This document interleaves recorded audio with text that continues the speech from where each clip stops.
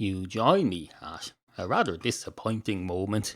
It's into your head, number 711A. This is a care package. I'm basically patronising you, the listener. That's what I'm doing here, because I have a tickly throat and I can't record anything at the moment. So I'm providing a care package of previously released material. If you want more, subscribe to the Extras and Reruns feed at intoyourhead.com/extras. Anyway, here's some old crap that I dug up for you to tide you over until such time as medicine finds a cure for the common cold. Absolutely fucking fantastic. Hello. You're listening to Into Your Head, hosted by Neal, Ireland's version of the Octomom. Except he's a dude and has cats. Absolutely fantastic. You join me at a tremendously exciting moment. It's into your head, number 550 for Wednesday, an extra show as we catch up after the recent downtime due to a myriad of technical issues. Suffice to say, I don't leave my listeners short. If I miss a week or a week and a bit or whatever it was, I damn well catch up with it or for it. I make up for it, whatever you call freaking call it. You can call it a kettle or call it a black kettle or call it call it what it is. Say it like it is. That's what they say. That's what people say. They say it like it is.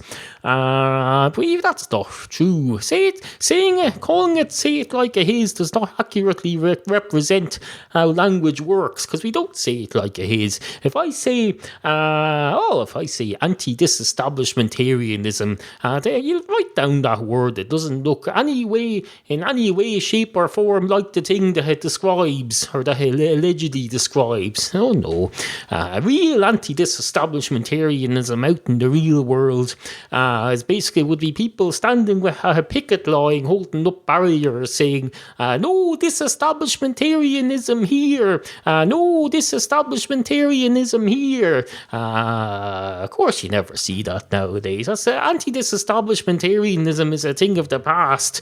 It's not to say that people aren't against disestablishmentarianism.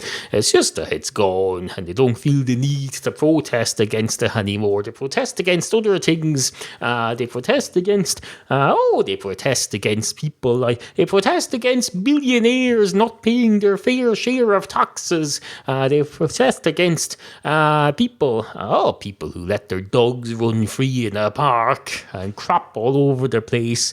They protest against. You never see anyone protesting, incidentally, about humans pissing in public. They're all about the dogs. They say those dogs are crapping and pissing all over the place. They mostly complain about the crap because they can't see the piss unless they see the dog peeing. People don't tend to get excited about dog pee because it's invisible. It's the same with frigging nuclear leakage. The Sellafield across the water from here could have been leaking for the last 30 years, poisoning us all, but because we can't see it, we don't protest about it. Although now that you mention it, there are people who protest against that. But that's not the point, no. If you see dog urine, if you were living within a few miles of Chernobyl, I'll tell you, that's when you'd get worried about dog urine, because dog urine would likely contain contamination from the leakage. Although you probably wouldn't worry too much if you're living there, because you'd already have been contaminated. Such is my understanding of the nuclear medicine. Is there such a thing as nuclear medicine? I'm sure there must be.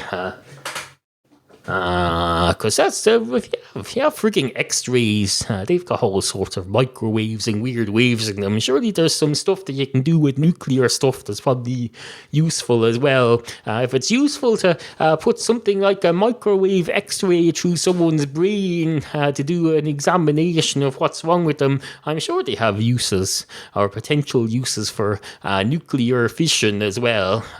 If that ever starts to be used, I'll tell you, that's when the shit will hit hit the fan.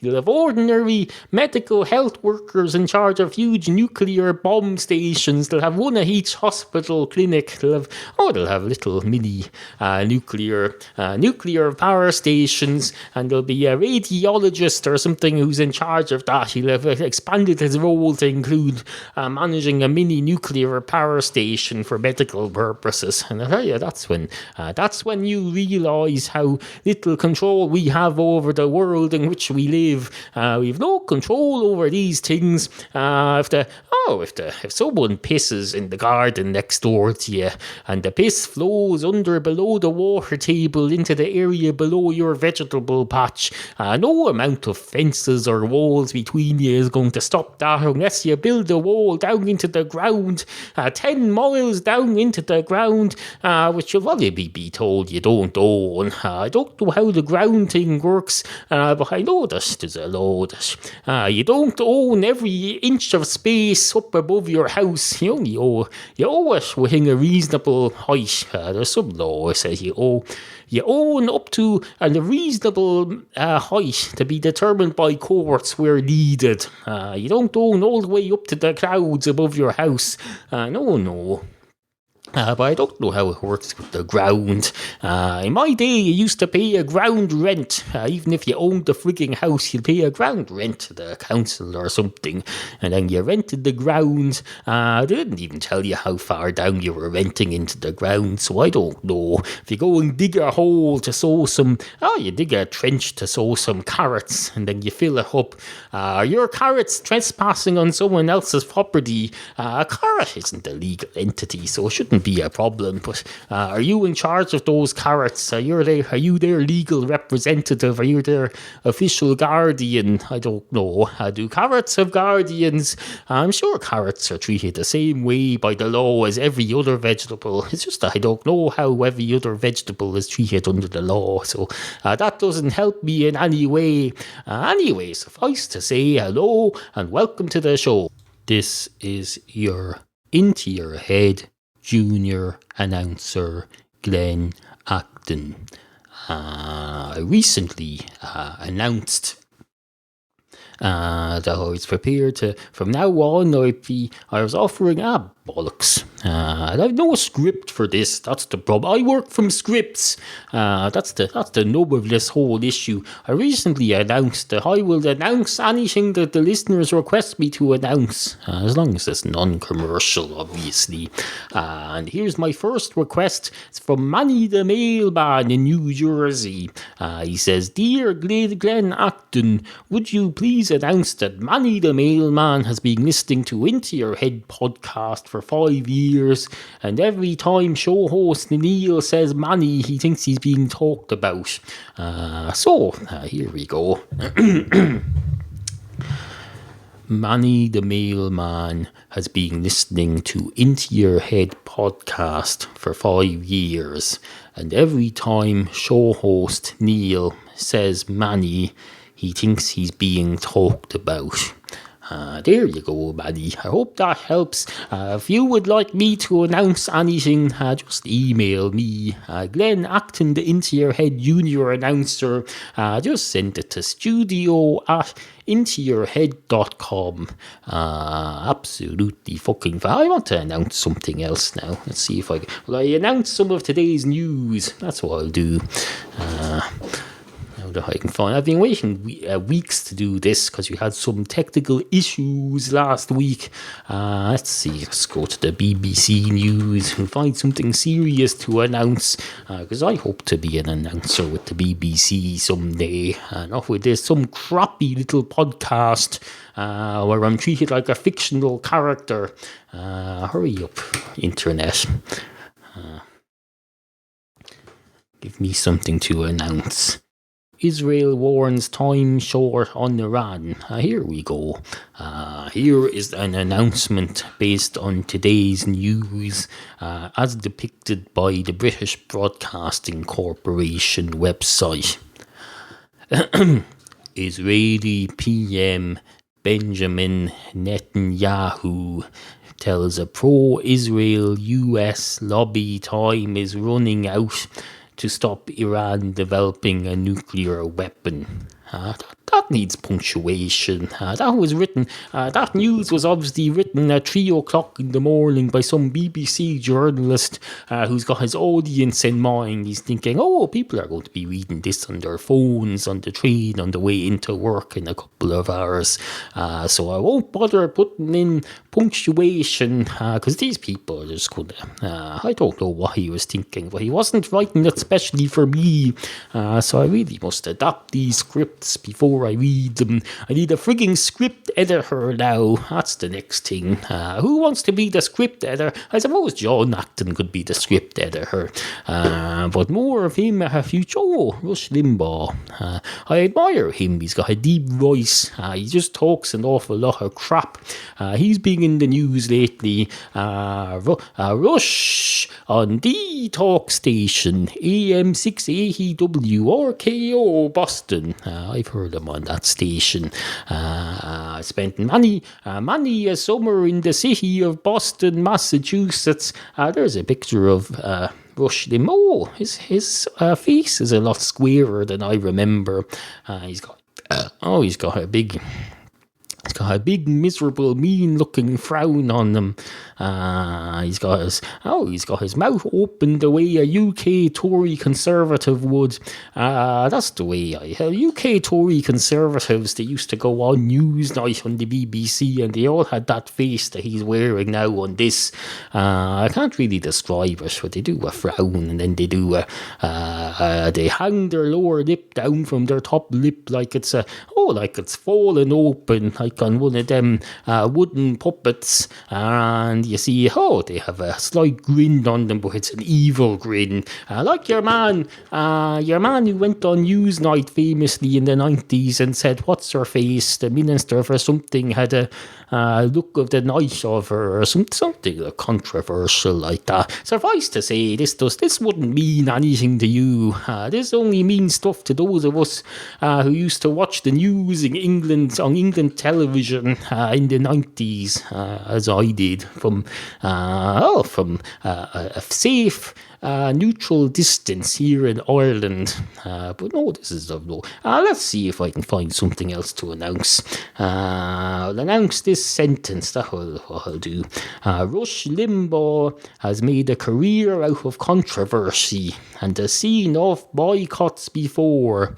More advertisers abandon Limbaugh. Rush Limbaugh should just sign up for the Amazon thing. The Amazon thing that we've got here. If you go to intoyourhead.com, click on the Amazon links, and every time you buy anything on Amazon through that link, doesn't cost you a penny extra, but Into Your Head gets a hit. That's what Rush Limbaugh should sign up for. Although I believe those things reject some people who swear a lot. Does Rush Limbaugh swear a lot? I don't think he does. Is slut a swear word? It depends how you use it, I suppose. Does slut have another more innocent meaning, I wonder? Let's see. Definition slut. Search. Let's look up the definition of slut here. You might as well educate ourselves while we're doing this. Slut or slattern is a term applied to an individual who is considered to have loose sexual morals or who is sexually promiscuous.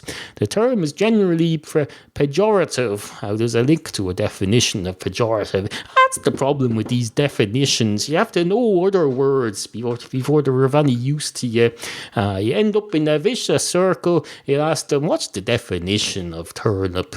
And they'll say, it's a bit like a parsnip but more turnipy. And you'll say, what does turnipy mean? It means it's of the likeness of a turnip. And you'll say, what's a turnip being? And they'll say, it's like it's a parsnipy thing, but it's not quite a parsnip, it's more turnipy.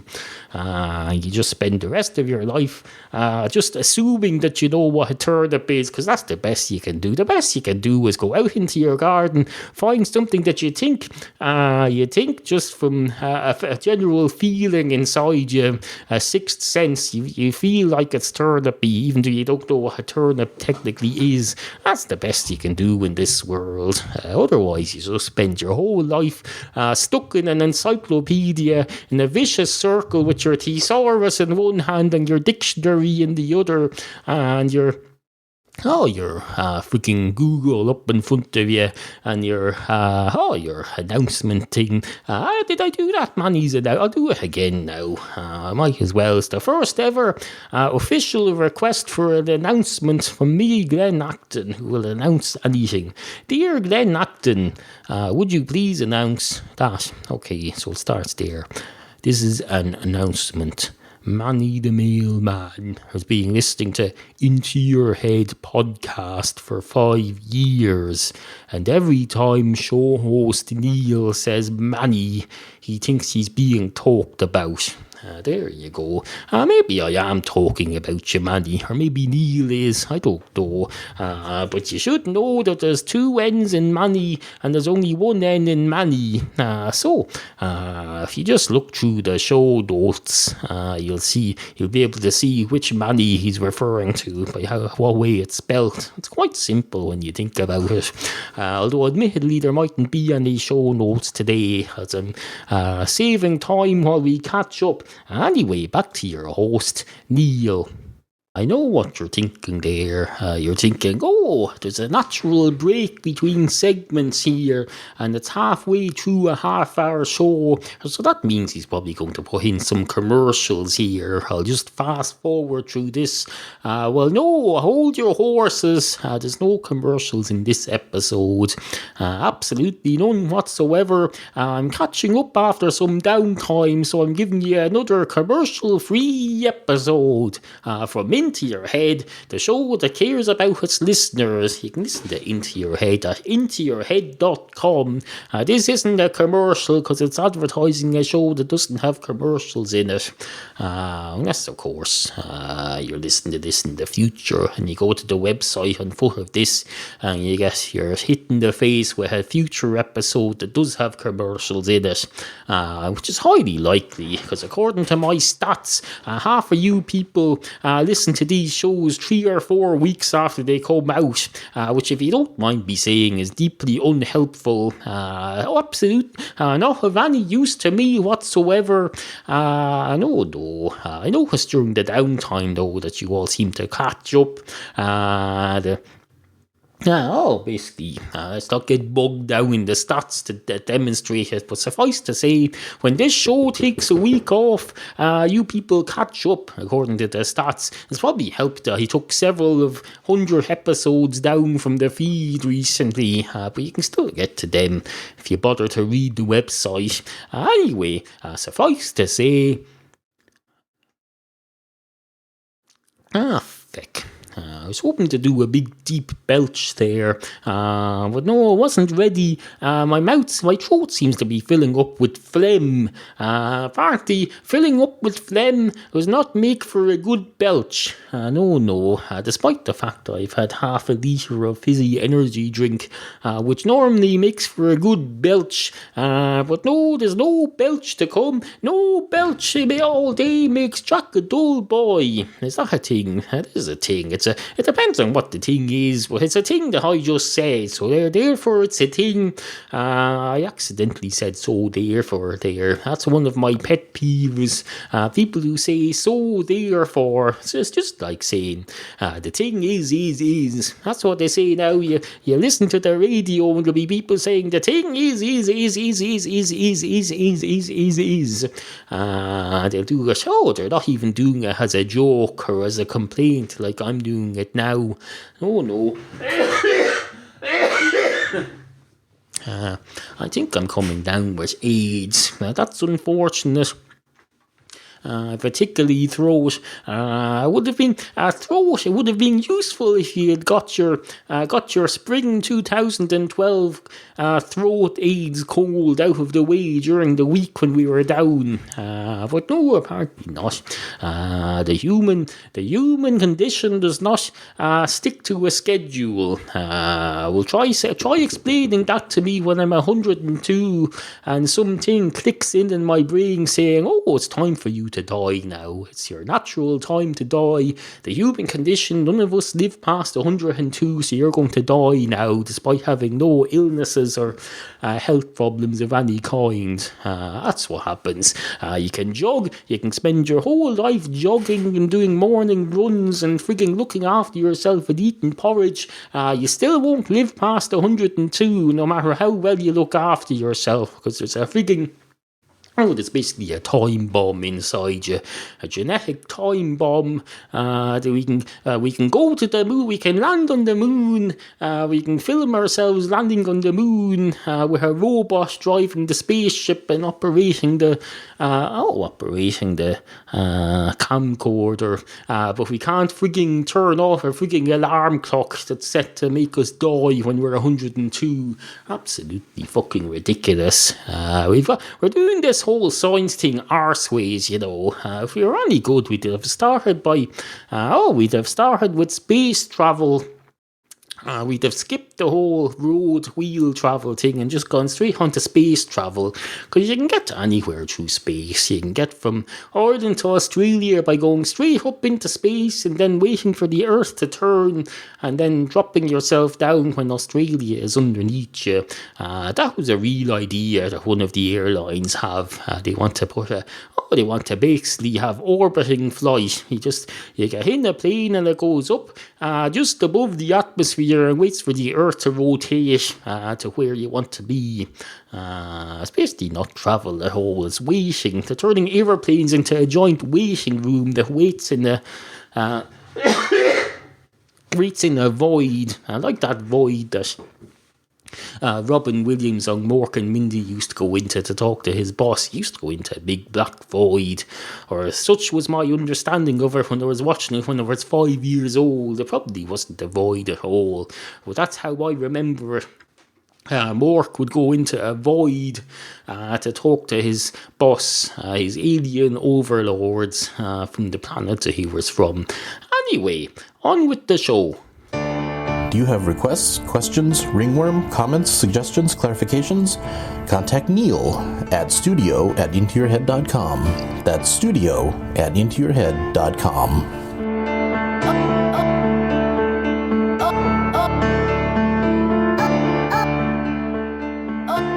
Hello, it's me again. I just had a little break there for a cough. Normally at this point I take several months off to allow myself to recover from this illness, but since I've already had over a week off from technical issues and I'm trying to catch up, that's not going to happen. So if you hear phlegm in my mouth, it's just a sign that I'm a hard-working individual with a working ethic. I work for you. I need to get to work on behalf of you, the Into Your Head listener. I can't be sitting around getting ill, catching AIDS, getting doctors putting frigging nuclear fishes into my head to try and test me for whatever it is I have. No, there's no time to be sick now. I know there's another phrase that contradicts that. It says, no time like the present. But no, there is no time other than the present for getting sick or something along those, whatever it is. I don't have to redesign every catchphrase just to fit whatever happens to be going on today. You know, if these slogans and old wives' tales and sayings are out of date, just let them disappear. I don't have to rewrite them. No. If the world is flat, if there's a saying that says the world is flat, that someone wrote 1,000 years ago, and now we've turned out that it's not flat, it doesn't mean we have to get the book out that the fella wrote and reissue it with corrections saying the world is round. We've updated this book to say the world is round. No, we just throw in the bin. Throw the book in the bin. Just don't burn it, because that's considered controversial. Anyone who burns a book, no matter how cold they are, they could be dying dying from hypothermia, or they could be trying to cook a bit of fish for their dinner. But no, if you burn a book for anything like that, you're considered the servants of Beelzebub. They say, you burned a book, you're the servants of Beelzebub. Don't be burning books. There's more to life than sitting around burning books. But no, if you burn a bit of a tree that could potentially have been used to make a book, that's considered perfectly fine. Oh, yes, they said, that's fine, as long as you planted some new trees to replace the ones that you burnt down. That's sustainable energy, that's absolutely fine. But whatever you do, don't, before you light the fire, don't turn that log of wood into a book and then destroy the book, because that makes you evil. Just skip the whole book creating step altogether. Do it separately. Keep your book making wood separate from your fire log making wood. I suppose in a way there's probably different forms of wood for different. Just like with potatoes, there's different types of potatoes for different uses. You have one type of potato that's good for mash. You have another type that's good for jacket potatoes. You have another type that's great for making chips, and then you probably another kind that's good for making those crappy little French fries that you foreigners serve in your outlets that you open up all over my country. You foreigners with your French fries. I've been making French fries recently, as it happens, because I got a new very small miniature deep fat fryer, so I'm making smaller chips than I used to, so I can fit more in.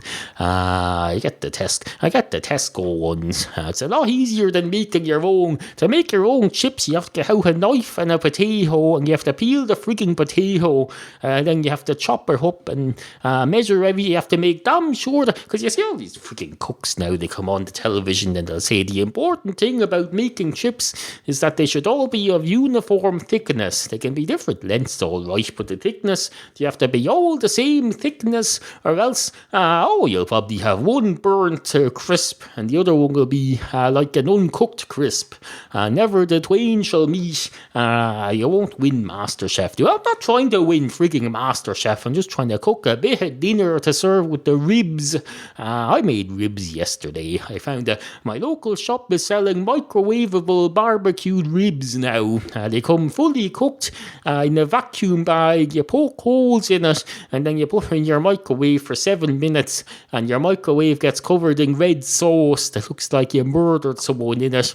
And then it was absolutely fucking delicious though. They're the finest ribs I've ever tasted, I can tell you. And I'm cooking them in the microwave. There's nothing now that a microwave can't do. I can't think of anything. Can you think of anything that a microwave can't do? Within reason, of course. I think in the world of cooking. Not in the world of... I'm well aware that a microwave can't cure my cat of any frigging serious feline diseases, but that's not its job. That's why we have different things. We have more than one thing in the world because we specialise. A microwave specialises in cooking food. A fridge specialises in cooling down food and keeping it at a safe temperature. A car specialises in allowing people to transport themselves from A to B, or from B to A, or from a point halfway between A and B to a point halfway between B and C.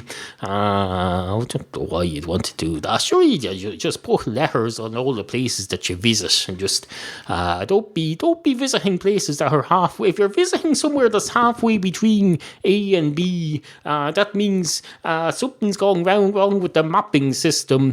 Hasn't been properly labelled. Any place that's visitable by car should have a name, or at the very least a letter. Now, I know there's only 26 letters in the alphabet, but you can combine them. You can have A, B, A, B, B, A. You can have B, A, A, B, A. For example, this town that I live in could be referred to as A, B, A, B, B, B 1, and then the next town could be A, B, B, A, B, B 2, or else you could just use the frigging names that they have. Everywhere around here is names. You can go out into a place in the middle of nowhere, 5 miles outside this town, out in the country, and beyond someone's farm, and you look her up on the map, and it's got a name. They give names to every frigging area in the country. Everything's got names. You go down, you climb up into the sky, and you say, where are we now? I would say, well, there used to be a mountain that came up here to this part of the sky billions of years ago, and luckily someone gave it a name back then. So this is called Mount Summit, even though technically there's not a Mount Summit anymore, but that's what it's called. This patch of cloud here, it's a movable feast though, because clouds don't stay in the same place forever. So as I was, if you're on that cloud and you move with the cloud, then you're moving to another area. But if you stay in that exact spot in the sky, then you're in Mount Summit, regardless of whether there's a cloud there or not. You damn well better be attached to a parachute for a plane or something. That's all I can tell you, unless you've travelled back in time, or you're able to travel back in time before you hit the ground and be in the place where there's a mountain there. And even then, you damn well better have a parachute, because you can't just having a mountain under you when you fall from the sky is not going to save you in itself. You need something to land you gently there. I tell you, an aeroplane won't be much use on a mountain, or will it? A little light aircraft land on a mountain. They probably can in an emergency, but I don't want to be relying on an emergency. Oh, look, I've just released today's show, Tuesday's show, the comeback episode after the week of downtime. This is another one. If you missed it, there was a show before this one that came out, about 12 and a half hours ago. This one's coming out at midnight 01 Wednesday morning Irish time. There's another one out before this. So look for that. Look for show 549 before you look for this one. That's all I can tell you. Otherwise, you'll have missed something. You'll have missed the boat, or you'll have missed yesterday's podcast, or today's podcast, or whoever you want to refer to it as. Anyway, suffice to say, good morning. Sit, Pippi, sit. Good cat.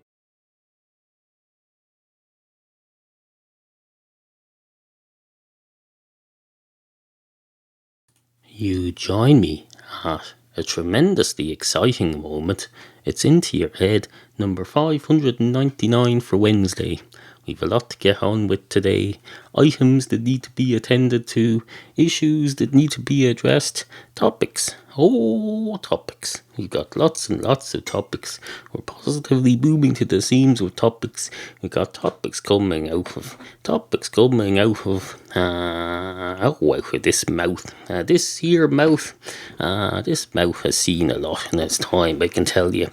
This mouth, if this mouth had eyes and ears, I can tell you, it would be like one of those walls that they talk about when they say if walls had ears. Well, walls don't have ears, and if they did, they'd be useless, because they don't have a wall is an inanimate object. You can feed as many sound waves as you want into it. You can even attach an artificial ear or a genetically modified one onto the wall, but it won't be any use of it to it because it doesn't have a brain. A wall does not have a brain, so let's not be unrealistic here in our expectations. Surely the Christ holding your house up is enough. You're never happy if that wall came along and started holding up the whole sky. You'd say, oh, that's no use. That wall hasn't contributed anything to culture or scientific advancement of this society. All it does is sit around holding things up with its very height and structure. Absolutely fucking ridiculous.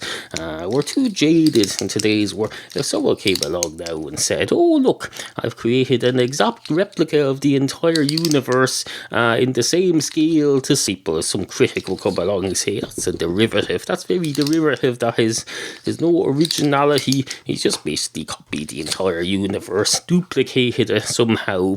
There's no originality or artistic merit in that. And then, of course, put it on display somewhere in some museum, and no one will come and see it because they read the newspapers. The fella in the paper says it's derivative pile of crap, so we're not going to go and see that. We'll go and see the real world instead. If I want to see the entire universe, I don't have to go and see a replica of it in a freaking museum. I can go and see the real thing just by stepping outside of it. Although, can you do that? You can't step outside of the universe. So frankly, we could do a replica of it so we could have a look. The same reason why you have globes. You have a globe of the earth sitting on your desk there. That's because although you have access to the real version, you can't look down upon the real version unless you fly out into space. And let's be honest, when's that going to happen? I don't know. Not anytime soon, I can tell you, unless you manage to raise enough money for a ticket on Mr. Branson's intergalactic space thing that he's making. Has that started yet? I don't know. Richard Branson, the Virgin fella, he's doing some sort of space flight program where you can, if you're a millionaire, you can buy tickets out into space, and you can buy return tickets. I'm sure he's probably, I don't know, he's probably raising money by charging extra for soft drinks and all sorts of in-flight magazines. I don't know. Anyway, hello and welcome to the show.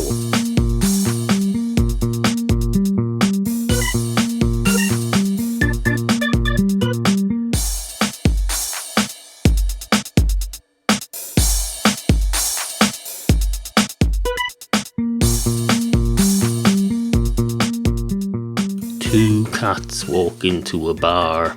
One of the cats straight away goes up to the bar counter, sits himself up on a stool in front of it, and peers over the counter at the selection beverages on offer, presumably on offer. They appear to be on display in see-through fridges. At least the front of the fridges are see-through. The backs may well not be, but if you put a frigging window in the front door of your fridge, you can be damn sure to Christ as hell that any cat who comes in there is going to assume that that's on display with a view to you offering it on sale to them at the price of your choosing. And by law, incidentally, you're supposed to have the price on display at the entrance. So unfortunately, that's not much use to a cat. A cat can't read, so the cat sits there peering through the windows of the fridges at the beverages on offer. There's some brown stuff in a bottle with writing on it. There's some other brown stuff in a bottle with writing on it. There's some further brown stuff, albeit of a slightly different shade of brown in a can. How he knows it's brown, I don't know. He doesn't. He's assuming because he sees a brown can, and he assumes, he's a cat. He doesn't know everything about everything. You can't be expected to know everything about everything in this world, especially if you're not part of this world. Technically, he is part of this world, but he's from a different underground civilization, the cat community. He's not from the human community, so really he's not a part of our civilization. He's a tourist within it. You can be a tourist within your own country if you're visiting a different branch of society, a different society basically. There's the cat society there, and there's the human society there, and although they occupy the same space, it's like they might as well be two different dimensions, two different sides of the same spoon, one of which curves inwards, the other of which curves outwards, because really only the same side of the spoon just seen from the other side. It's not really that different at all. But of course a cat can't get its head around that. It probably could if it wanted to, but that would use up all its brain capacity, and it would never be able to catch any food or figure out how to get up on a stool in the bar like our hero today. Or is he a hero? I suppose that remains to be seen. Depends on how this story pans out. Does he do something heroic, or does he just sit there becoming an alcoholic in another society? I don't know. haven't decided yet. Make this stuff up as I go along. I haven't written this in advance. I do have some pre-prepared cat bar stories that I wrote many years ago, but you won't hear me reading them out today here, I can tell you.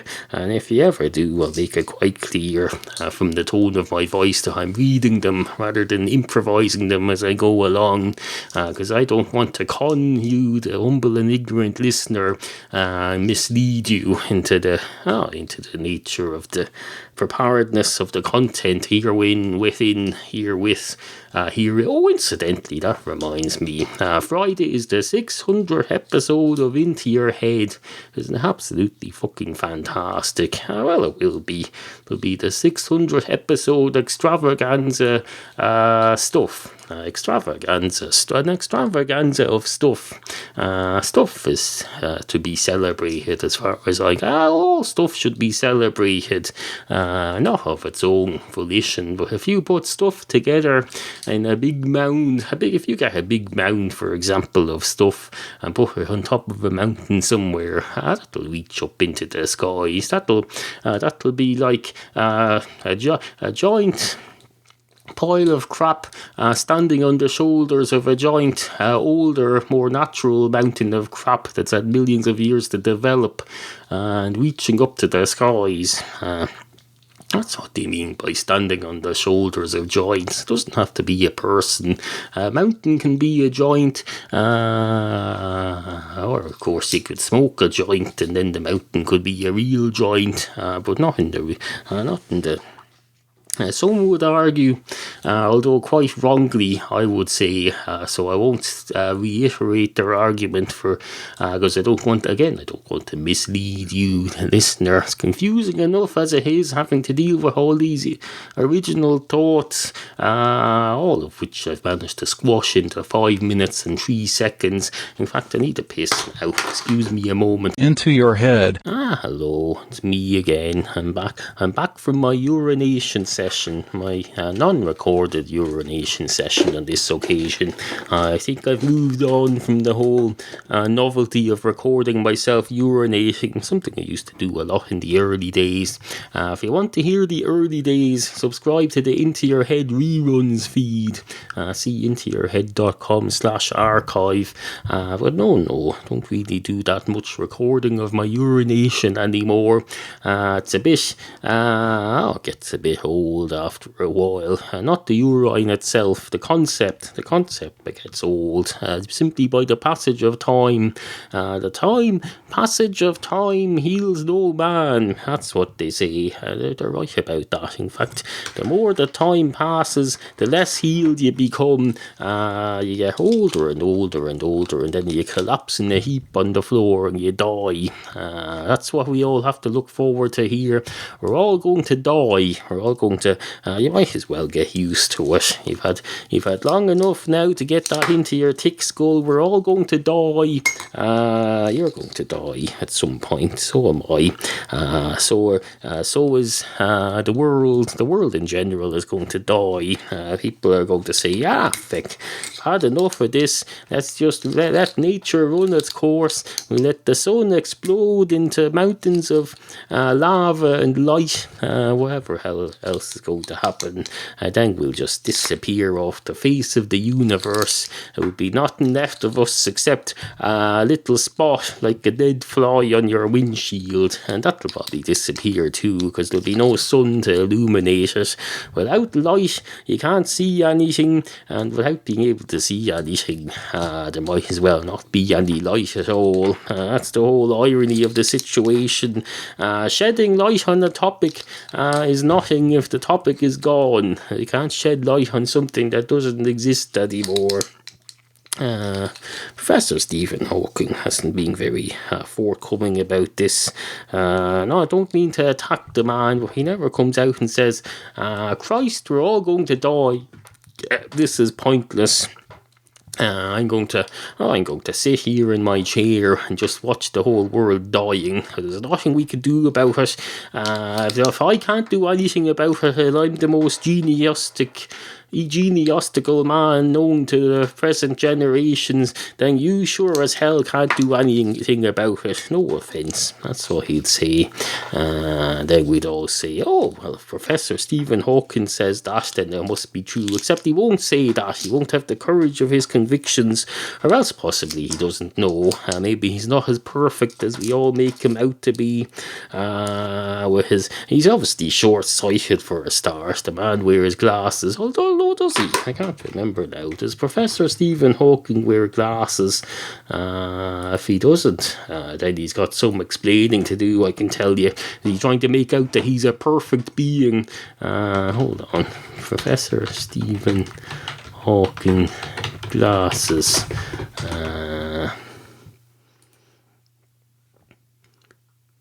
Stephen Hawking may lose distinctive computer voice. Hawking talking without his blinks. I can't see anything about it. There's all stuff fascinated about how he talks, but no one seems to worry about how he sees stuff, especially stuff that's not really to be seen. It's just concepts.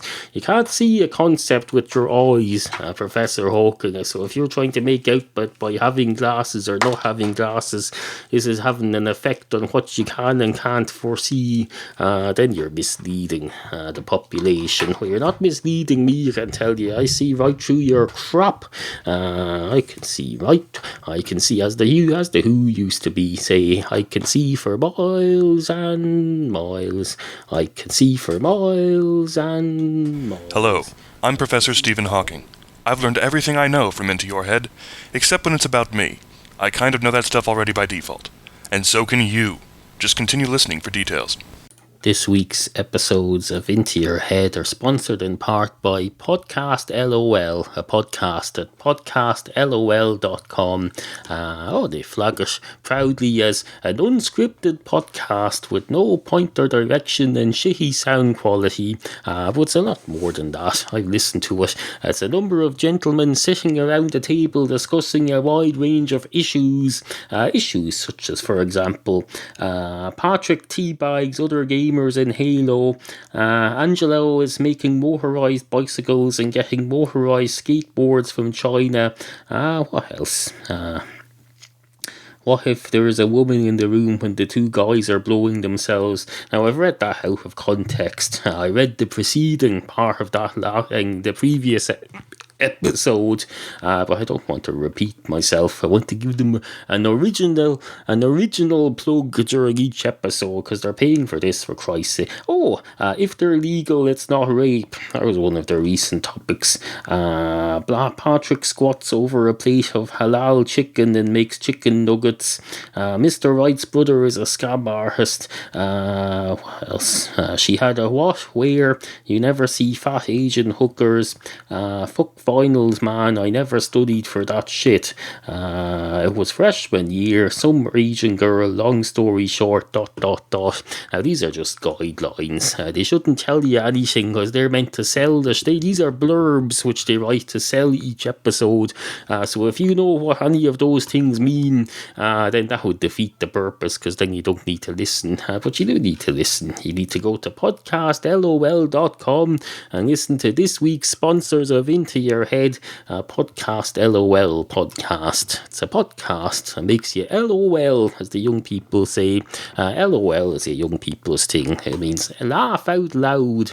Laughing is basically a thing you do where it's an involuntary reaction to something that amuses you or shocks you in some way and affects your emotions, and basically you find yourself laughing out loud rather than sobbing uncontrollably into your pillow, which I would maintain is controlled. If you're sobbing uncontrollably into your pillow, then you're intentionally muffling your sobbing, and therefore by definition you are controlling it, so it's not uncontrollably. But that's beside the point. Podcast LOL, podcastlol.com. Go there, listen to some episodes. I get addicted and tell them thanks for sponsoring Into Your Head and stuff, all the rest of it. Anyway, on with the show. Into Your Head. Monkey nuts. That's what they call them. They call them big, steaming, piss-eating, sword-swallowing, shit-stabbing, buckets of monkey nuts. Although, is it the bucket that has the power or the monkey nut itself? That's the question. People don't put enough thought into this. The packaging that's in which something is can redefine what that thing achieves. For example, for me give you a real life example of this, if you get a carving knife and you wrap it in one of them bits of cardboard with hard plastic on the front that's really difficult to open and has sharp corners, you could hurt yourself on that. You could make a perfectly safety knife far more dangerous just by its packaging, and that's not the knife's fault. It could be a perfectly safe and benign piece of cutlery, but just by adding that sharp stab-inducing plastic and cardboard corner to it, you could slash your wrists accidentally with that. I've hurt myself with paper. I've had paper cuts on my tongue, I've had paper cuts on my tongue. I've stabbed myself with the corner of a cooker door. What else have I done? Earlier in the year I fell into a corner of my dining room, filled a cat water bowl with blood from my own head, and then wandered off in a daze out into the garden before realising something had happened. Absolutely fucking fantastic. You can see a picture on the header image at intoyourhead.com if you're interested. What else was I going to say to you? I don't know. I need another piss now. This is one of the downsides of drinking coffee in preparation for a show. I need another piss, and I don't feel I've even got started yet. The subject matter so far has been substandard as far as I'm concerned. I hope it's better tomorrow when I record Friday's 600th episode extravaganza. Maybe I'm subconsciously saving myself for that. I don't know. Remains to be seen, doesn't it? Remains to be seen and not heard, as they used to say. They say remains should be seen and not smelt. That's why we bury them under the ground after coating them in some sort of mummifying materials. We get a professional mummifier to cover remains and stuff so that they don't smell, and then we shove them under the ground. Although then of course you can't see them, but you're not really meant to. You have a display up above the ground. You have a headstone and some flowers and things, and you look at them instead. Because you say you can come here and visit the remains, but if you want to look at her, would you want to look at her rotting corpse, or would you prefer to look at these rotting flowers and faded stone instead? And I know which one I'd pick, I can tell you, but apparently I'm in the minority, because most people bury the remains under the ground and just come and look at the flowers and stuff. But if that's the way you want it, so be it. Who am I to dictate to the rest of the world how they mourn their dead? Absolutely not. You do it your way, I'll do it my way, and we'll meet in the middle somewhere. We'll meet up the middle of the road. That's why they have dots in the middle of the road, because people get to the middle of the road in a panic, and they think back to what they've half learned from the rules of the road. They'll be walking across some big highway, and they'll come across these white lines, and they'll think, oh Christ, if I remember rightly, I'm not supposed to cross white lines. That's why they have broken white lines. So these people will go, oh, there's a gap in the white line there. I suppose it's probably legal for me to walk through that. Luckily, as if they didn't have that, then they'd just be stuck in the middle of the road forever, and never the twain shall meet after running for a train. I don't know. That's stupid. What kind of crop is that? Honest, what kind of fucking... I'm going to go and have another piss now. That's what I'm going to do. You can stay here if you want and wait for the next segment to arrive. It'll probably arrive immediately after the end of this one.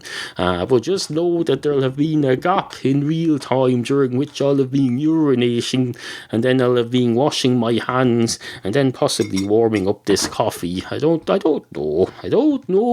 That's the ironic thing. This coffee is going cold, but I'm pretty sure the urine that's going to come out is going to be warmer than the coffee. How that happens, I don't know. Does that mean I'm burning up inside? It's not really that hot a day out. It's a standard bog standard Irish July day. It's been pissing rain all weekend. The sun is shining, but it's not really shining on anything. If you were to go out in that, you would find that it's cold sunshine. A cold heart that warms not even the coldest of not even the whatever. I'm not a frigging meteorologist. I can't be describing the weather here. Well, not that I'm not allowed to try. You can try anything. That doesn't mean you'll be able to do it. So have a bit of modesty and stop being over cocky and overconfident in yourself. There's such a thing as being overconfident. Of that you can be quite sure, but not too. Don't be too sure of that. You'll end up going for a piss right now, like me. Do you ever shop at Amazon.com or Amazon UK? Get there through Neal's special Amazon links, and Into Your Head gets a generous cut. Every time. Just visit intoyourhead.com/offers every time you're about to buy anything on Amazon, and follow the special Amazon links to start shopping.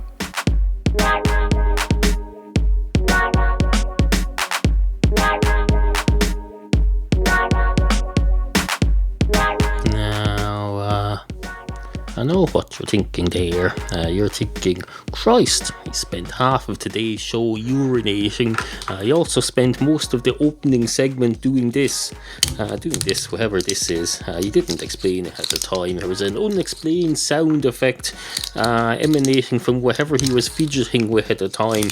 Well, I'll tell you what it was. I was fidgeting with this. I didn't realise it was so loud at the time, but no, I was basically doing this throughout the whole opening introductory paragraph of today's show, and I apologise profusely for any disruption it may have caused to your listening experience, but no, this is real life and I do real things while I'm recording this. This isn't in some studio in a basement in central Dublin somewhere. No, this podcast is made by real people in a real home, in a real place, in a real town in the middle of Ireland, with real farm animals within 10 minutes walk of here. Admittedly not mine, but no, this is a real place. It isn't some frigging MTV base sound studio walls with a frigging green screen behind it. There's no green screen behind here, I can tell you. Oh no, there's magnolia walls, although we'll be doing something about that during this summer. We're going to rid this home of magnolia. Not that there's anything wrong with magnolia, but if you've ever had the good fortune to buy a new house, you'll find that within your first 5 years of living there, you basically you develop a hatred for anything magnolia. It's automatic pretty much. The builders pour magnolia over everything before the concrete has even set, so you have magnolia everything, and I'm damn well sure to Christ as hell going to be quite happy. Anyway, this thing, it's basically one of those cheap USB iTelephone cables, except it rolls up into a springy thing, and I've been rolling it up and out and out and up and up and out. I should probably stop now, because it's even annoying me. I listened back to the initial segment and that irritated me, I can tell you. All I could hear was me going like I was talking in some sort of African clicking language like you hear about on South Park. I don't even know whether that's real. I don't think so. I think it's just a cartoon. Do they have clicking languages in Africa? I don't know. It doesn't matter now, because everyone between the age of 10 and 30 in America now believes that they do, and if enough people believe that something is true, then that pretty much makes it effectively true, or it may as well be true. Let's have a look now. African clicking languages. Let's see if we can dig up some facts about this issue instead of just learning everything from freaking Cartman, wherever his name is. What's your man with the anorak on that? Cartman Jones. I don't know. Cartman. Anyway, clicking language. I suppose Morse code could be a clicking language.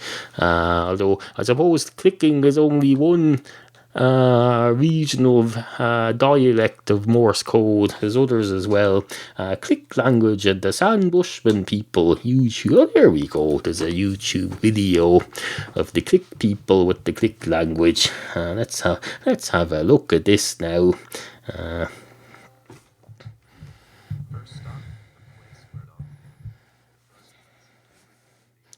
Can you hear that? I don't know. I have no idea whether you can hear that. You can't now because I've stopped it. I'm forwarding it to... it's just some... Here we go. Play.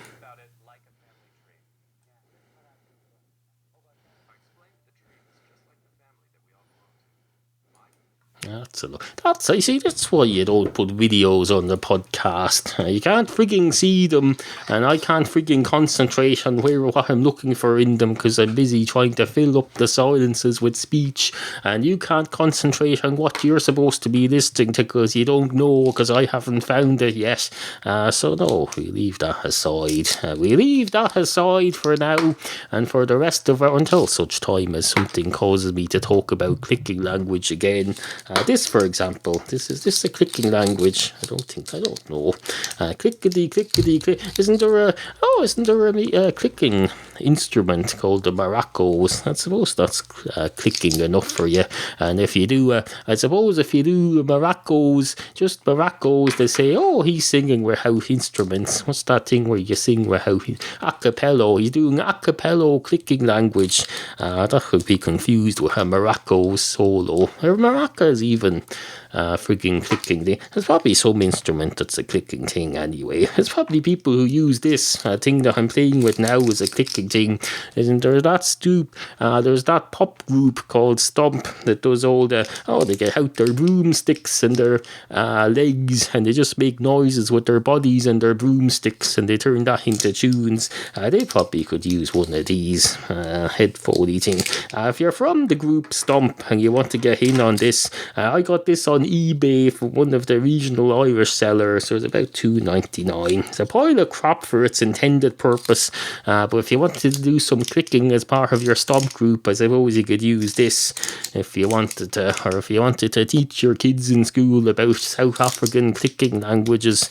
I suppose you could go on YouTube and find something informative, or else you could just say, listen to this, kids, what do you think this might be? And have them start a discussion, have them discuss and debate it, and help their curiosity reach a new realm of, because you can't have too much curiosity, as far as I know, although that's yet to be tested. Someone should test whether it's possible to have too much curiosity, because they say curiosity killed the cat, something made him fat, but no, can you have too much curiosity in a non-cat? That's the question. I've only ever killed one cat in all the time that phrase is being used. It's never developed into curiosity has killed millions of cats. In fact, when this phrase first came into use, it had only killed one cat. Or maybe that's because there was only one cat, and that's why they say their cat rather than a cat. There was a time when they thought, maybe they meant curiosity killed the species cat, and that's why they say curiosity killed the cat. But we know for a fact that that's not true. The cat hasn't been killed off entirely. It's far from extinct. In other words, that phrase turns out to be a load of crap. Curiosity didn't kill the cat at all. Nothing killed the cat. There have been cats that have probably been killed as a result of curiosity. Or it wasn't frigging, they haven't been blown into extinction. Quite the opposite. In fact, I've got 8 cats, I can tell you. Curiosity doesn't stop them anything. In fact, they probably curiosity kills birds. That's what it does in my house. Although it could be argued that my house is not the normal average house. Although I could argue quite dishonestly, as it happens, that it is.